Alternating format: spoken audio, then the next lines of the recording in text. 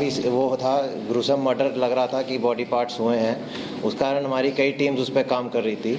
इसमें फाइनली हमारी new Delhi range की टीम एसीपी उमेश भरतवाल और इंस्पेक्टर राकेश के अंडर इनका ब्रेक थ्रू हुआ जब ये बॉडी को आइडेंटिफाई कर पाए। इसमें बेसिकली इन्होंने काफ़ी जगह से उसमें फुटेजेस रिलीज़ हुई थी और उसके हिसाब से इन्होंने टेक्निकली एनालिसिस किए और उसके साथ साथ डोर टू डोर वेरिफिकेशन की।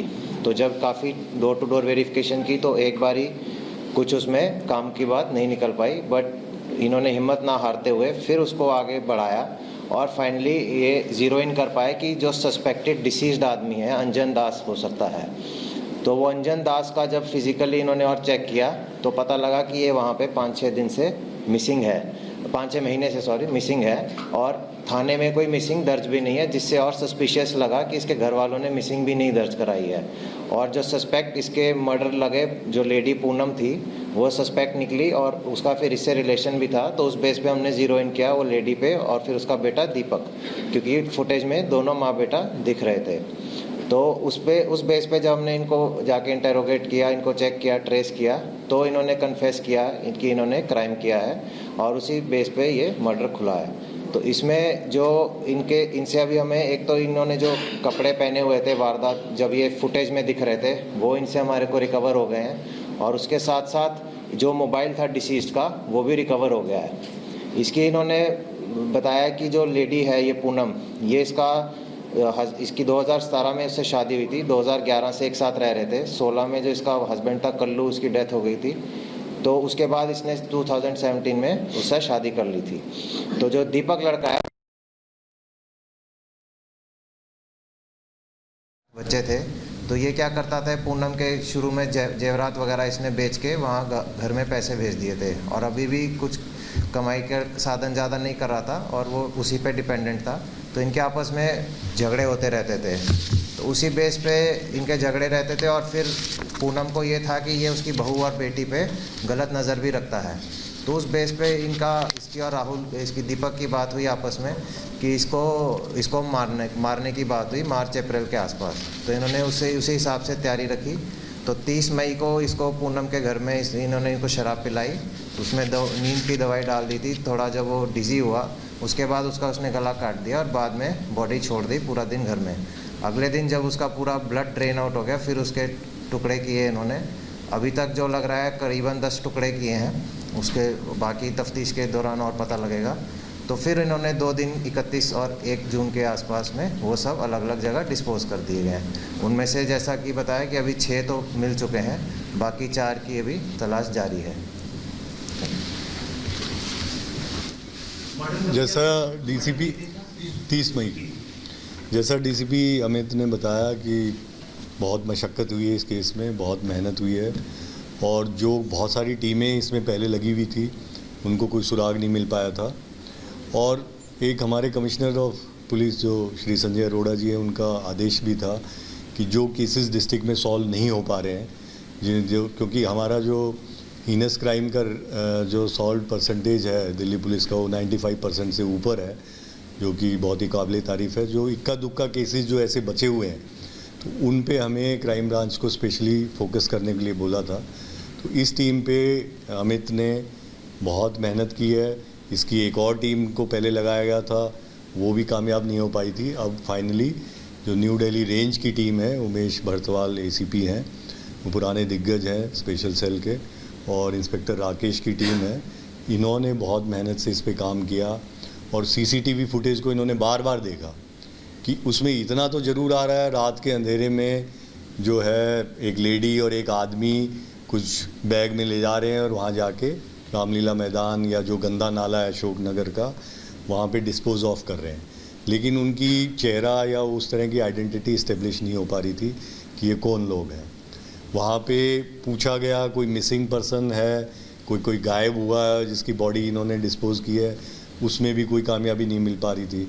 इन्होंने आसपास के पुलिस स्टेशंस की सारी मिसिंग छानी, उसमें भी कोई कामयाबी नहीं मिली। आसपास के डिस्ट्रिक्ट्स, उत्तर प्रदेश के थानों में भी इनकी टीम ने जाके काफ़ी छानबीन की। फिर जैसा हुआ, जब आप मेहनत करते हैं तो फिर लक भी आपका साथ देता है। तो फिर इनके पास ये सूचना आई कि ये जो क्या नाम है इसका, अंजन दास नाम का जो व्यक्ति है, ये काफ़ी दिन से मिसिंग है। इन्होंने फिर सारे पुलिस स्टेशन के रिकॉर्ड छाने कि अंजन दास की मिसिंग कहीं पे लॉज्ड हो, किसी ने रिपोर्ट कराई हो, लेकिन इस बारे में भी कहीं पे किसी ने कोई मिसिंग लॉज नहीं की थी। फिर इन्होंने आगे पता किया कि अंजन दास कौन था, कहाँ रहता था, किस प्रकार का व्यक्ति था। तो अंजन दास फिर कल्याणपुरी में रहता था और एक लिफ्ट ऑपरेटर का काम करता था, और लास्ट में जो ये लेडी है पूनम के साथ वो रहता था। फिर इन्होंने पूनम और उसके साथ जो इसका लड़का है दीपक, इनसे पूछताछ की, जिसमें काफ़ी विरोधाभास आए, साइंटिफिक इंट्रोगेशन हुआ, कॉन्फ्लिक्टिंग इनके वर्जन्स थे, और बाद में इन्होंने डिस्क्लोज़ किया कि कैसे कैसे इन्होंने सारे इसको अंजाम दिया है। अब जो दीपक है वो इनका असली पुत्र नहीं है, अंजन दास का फोस्टर सन कह सकते हैं। इसमें जो पूनम की जो कहानी है वो बिहार से शुरू होती है।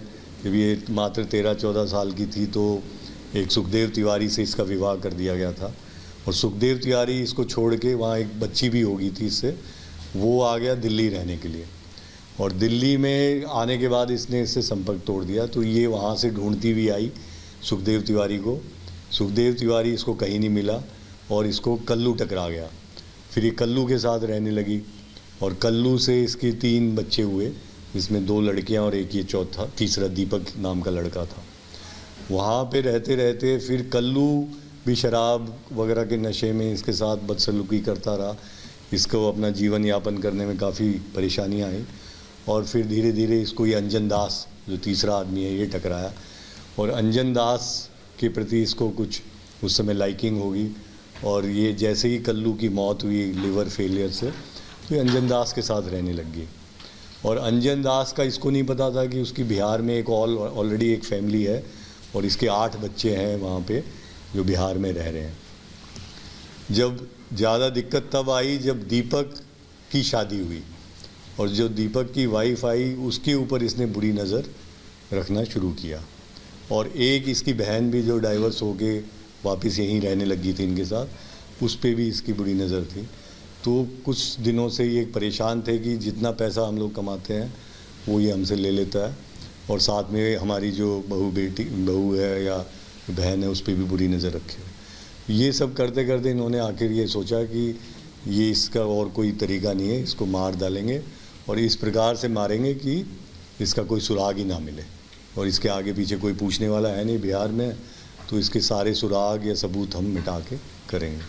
तो इन्होंने जैसा अमित ने बताया, इसको पहले शराब पिलाई 30 मई को अपने कमरे पे, और फिर उसमें नशे या स्लीपिंग पिल जो कहते हैं, नींद की गोलियां मिला दी, जिससे ये अपने होशोहवास में नहीं रहा। फिर इसको इन्होंने उसको स्टैब जो होता है, चाकू और डैगर जो थी, इनसे इसको कई जगह जो वाइटल पार्ट्स होते हैं गर्दन के, छाती के, वहाँ पे करके मार डाला।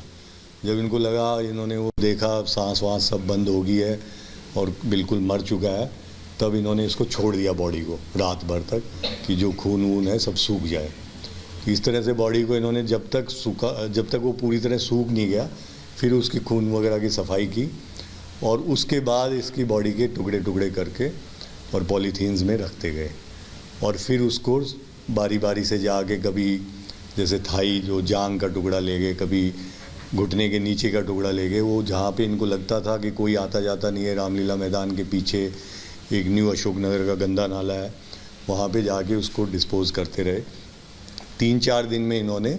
और जो खोपड़ी थी उसको उन्होंने, ताकि वो ना मिल जाए, उसको गाड़ने की थोड़ा सा गड्ढा बना के उसको उसमें गाड़ दिया। तो कुल मिला के करीब 8-10 इन्होंने टुकड़े किए उसके, 8-10 बार इन्होंने उसको जाके अलग अलग जगह पे डाला ताकि कोई कनेक्टिविटी ना हो।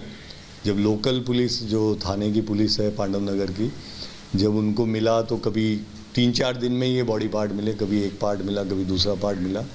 उन्होंने उन पार्ट्स को ये कोशिश करने के लिए कि एक ही व्यक्ति के हैं, उसको डीएनए कराने के लिए भेजा हुआ है, और अभी भी इसको एस्टेब्लिश करने के लिए फाइनली कि ये अंजन दास ही था, इसको हम जो इसके घर वाले वहाँ पे हैं बिहार में, उनसे इसका डीएनए मैच कराएंगे।